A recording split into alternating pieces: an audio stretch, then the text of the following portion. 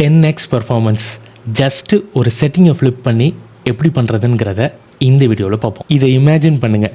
அம்மா சாப்பாடு ஊட்டுறாங்க, நீங்கள் மென்று விழுங்குறதுக்கு முன்னாடியே அடுத்த உருண்டையை கொடுக்குறாங்க. இப்படி தான் இருக்கும்.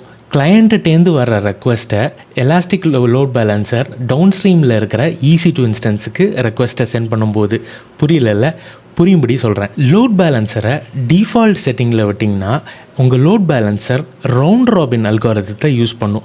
அதில் என்ன பிரச்சனைங்கிறத இப்போ எக்ஸ்பிளைன் பண்ணுறேன். இப்போ 3 ரெக்வஸ்ட்டு லோட் பேலன்சர்லேருந்து வருது.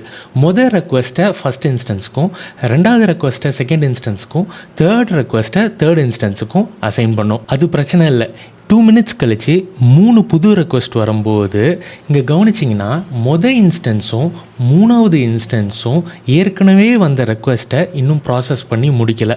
இப்போ இந்த ஃப்ரெஷ்ஷாக 3 ரெக்வஸ்ட் வரும்போது அன்ஈவனாக அவுட்ஸ்டாண்டிங் ரெக்வஸ்ட்டை பார்க்காம அசைன் பண்ணிடும். ஜஸ்ட்டு ஒரு செட்டிங்கை ஃப்ளிப் பண்ணுறது மூலமாக, அதாவது லீஸ்ட் அவுட்ஸ்டாண்டிங் அல்காரிதத்தை சூஸ் பண்ணுறது மூலமாக வாயில் உருண்டை இருக்குதா இல்லையா, அதாவது ரெக்வஸ்ட் அவுட்ஸ்டாண்டிங்காக இருக்குதா இல்லையான்னு பார்த்துட்டு இப்போ அந்த ரெண்டாவது இன்ஸ்டன்ஸுக்கு ரெக்வஸ்ட் அவுட்ஸ்டாண்டிங்காக இல்லை, ஸோ அதில் இந்த 2 ரெக்வஸ்ட்டையும் அசைன் பண்ணிவிட்டு மீதி இருக்கிற ஒரு ரெக்வஸ்ட்டை மொதல் இன்ஸ்டன்ஸுக்கு அசைன் பண்ணும்.